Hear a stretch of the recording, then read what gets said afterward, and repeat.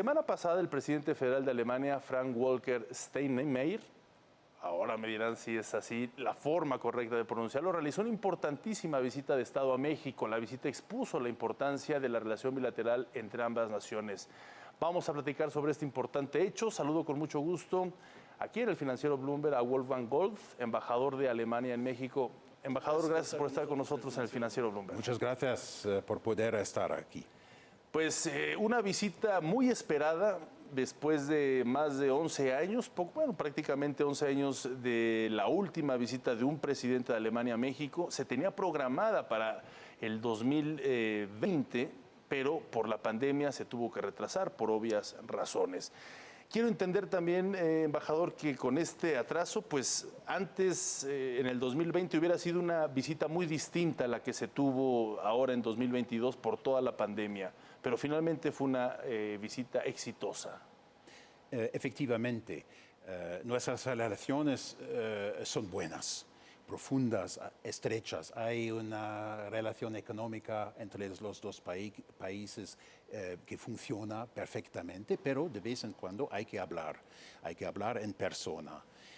Creo que el tiempo de la visita ahora, casi 6 meses tras la situación, tras la invasión rusa, lo que nosotros llamamos el cambio de época, este tiempo de visita ha sido muy justa y muy adecuada para interactuar con un socio democrático como México. Alemania es el cuarto país más importante en comercio a nivel mundial, el más importante dentro de la Unión Europea. Eso implica importantes retos en cuanto a mantener las relaciones. ¿Qué se platicó con el presidente López Obrador? ¿Cuáles fueron los acuerdos que llegaron para mantener precisamente esta importancia en cuanto a las relaciones bilaterales? Han hablado de todos los temas, de los temas globales, temas de la lucha contra el cambio climático, de los derechos humanos, pero también de las relaciones económicas entre nuestros dos países. En suma, los dos coincidieron en que hay más potencial para agilizar aún más nuestras relaciones, estrechar las relaciones, especialmente, pero no solo en el ámbito económico, y eso ha sido en este momento hemos visto una sintonía entre los dos bastante claro. Claro, porque también se están celebrando 70 años de relaciones bilaterales entre México y Alemania. Es algo que significa que a lo largo de estos años, de estas 7 décadas, pues importantes empresas se han establecido y son empresas que han respondido y ha habido buena colaboración, por ejemplo, del sector laboral con empresas como Volkswagen y otras que precisamente incluso el presidente visitó en Guadalajara. Esto se mantiene vigoroso, este intercambio. Absolutamente. Hablamos de más de 2.000 empresas que están presentes aquí. Más allá de esta cifra, me parece importante decir también que hablamos de 300.000 empleos que han sido creados por estas empresas, es decir, 300.000 oportunidades para las familias. Eso es un papel no solo de hacer negocio, de vender y comprar las cosas, sino producir,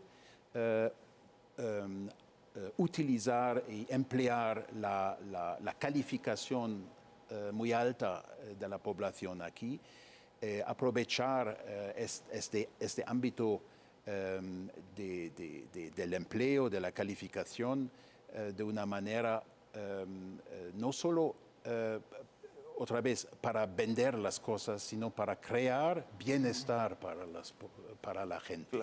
Claro, es importante esa perspectiva. Ahora, ¿cuáles son los grandes retos que se abren después de diversas crisis, como la pandemia, como alta inflación en el mundo, como un conflicto bélico precisamente en Ucrania, cómo poder aprovechar o qué hacer para revertir estas circunstancias que también si no se actúan de forma global, pues difícilmente se va a salir adelante. Bueno, lo vemos muy claro que tras el 24 de febrero, que el mundo democrático tiene que acercarse más. Codo a codo, creo que los países democráticos pueden luchar contra todos estos desafíos que ha mencionado antes. El cambio climático, los efectos de la pandemia, pero también la amenaza contra el orden mundial basado en reglas, donde la violencia donde no hay lugar para la violencia. Eso es un poco idealista, seguramente, pero por otra parte es algo en lo que creemos nosotros alemanes, pero también nuestros amigos mexicanos. Hay que aunarse ante estos desafíos y eso ha sido uno de los temas importantes entre los dos presidentes. Se observa con cierta preocupación la posibilidad de que en la Unión Europea sea la primera región que pueda entrar en recesión en 2023. Obviamente países como México estamos muy a la expectativa de qué pasa en estas grandes regiones que lideran el mundo, por supuesto nuestro vecino del norte, y cuidando cada quien nuestros planes. ¿Qué posición están manteniendo ustedes ante esta posibilidad o esta situación? Bueno, hay que decir que los efectos de esta guerra, directos o indirectos, se sienten en todo el mundo. Un ejemplo es la escasez de alimentos, que son un efecto de esta invasión. La crisis energética es otro efecto, la inflación es otro efecto. Es decir, tenemos muchos efectos que tienen un poder global y que hay que enfrentarse globalmente. Por supuesto, en Alemania tenemos una gran preocupación. Todos los pronósticos dicen que entraremos en el año próximo en una recesión.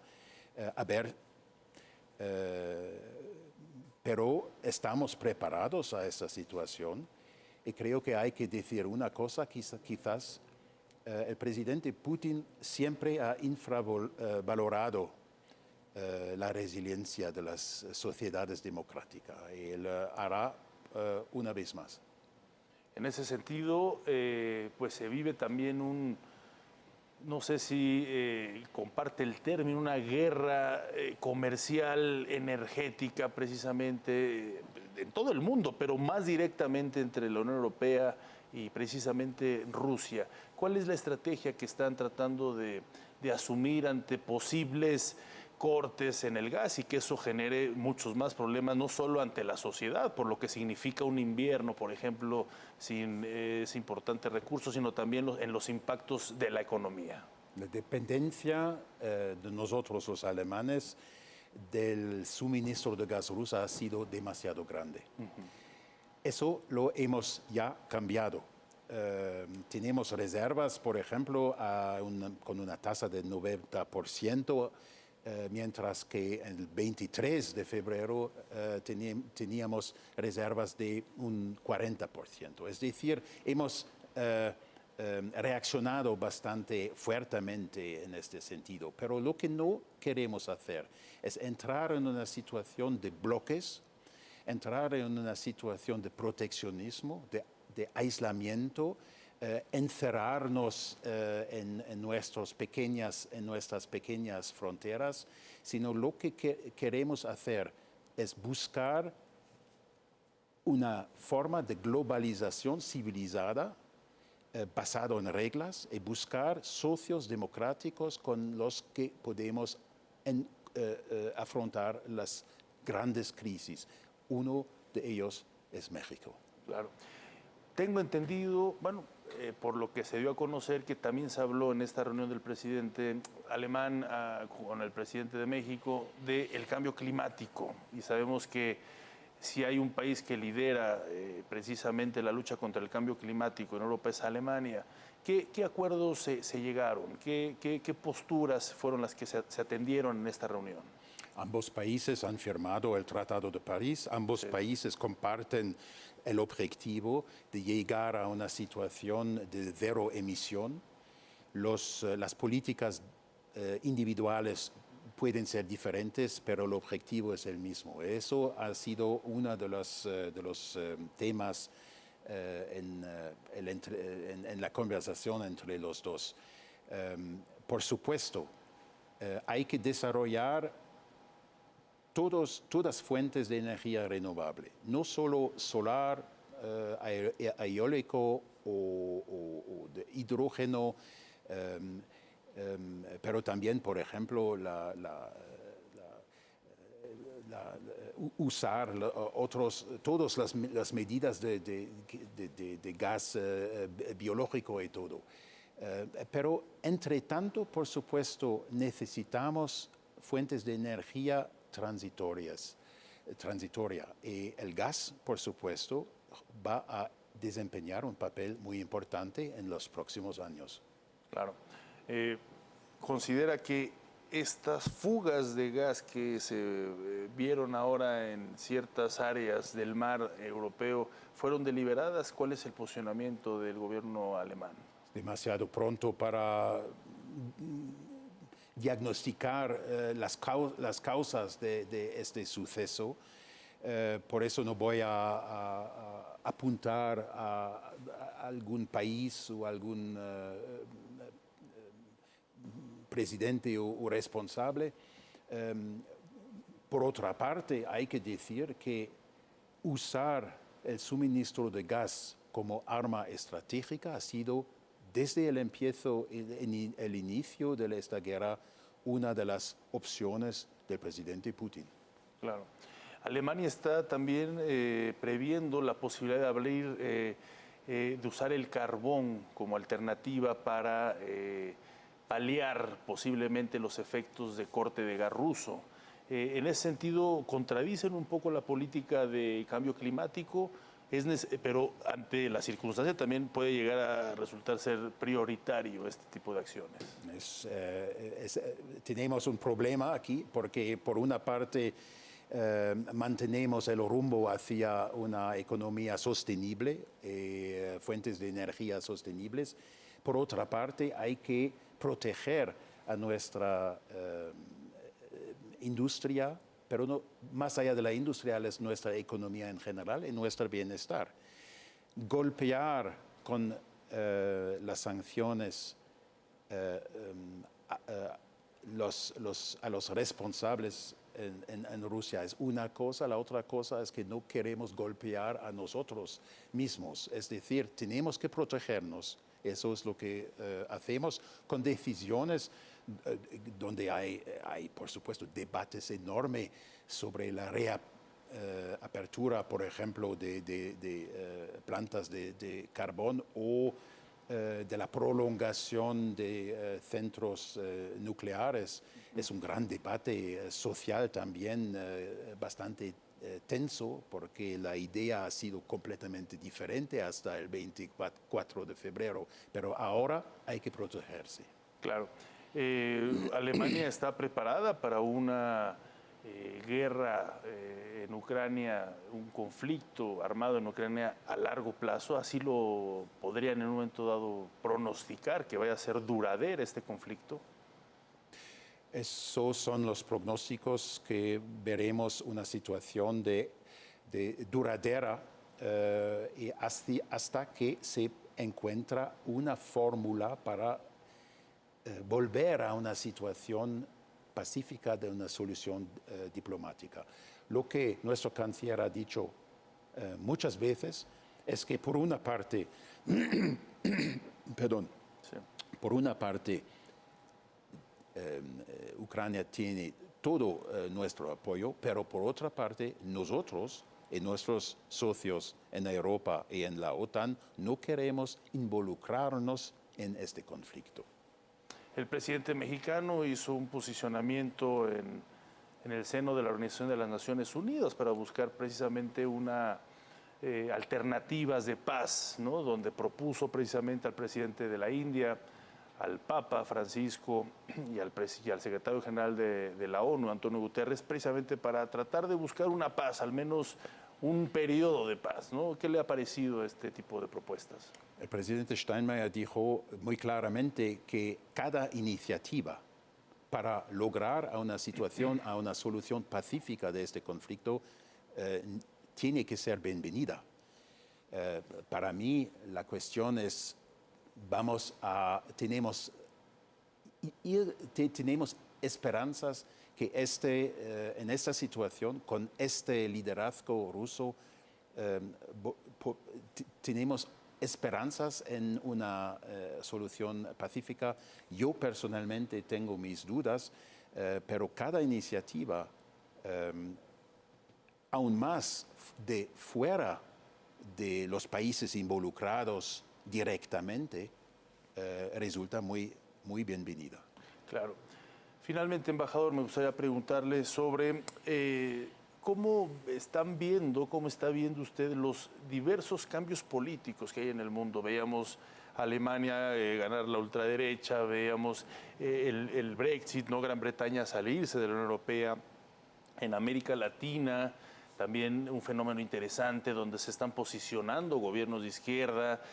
Precisamente en México también vivimos un gobierno de izquierda. ¿Cómo analizan estos cambios, estas variantes? ¿Hay algo que les preocupe?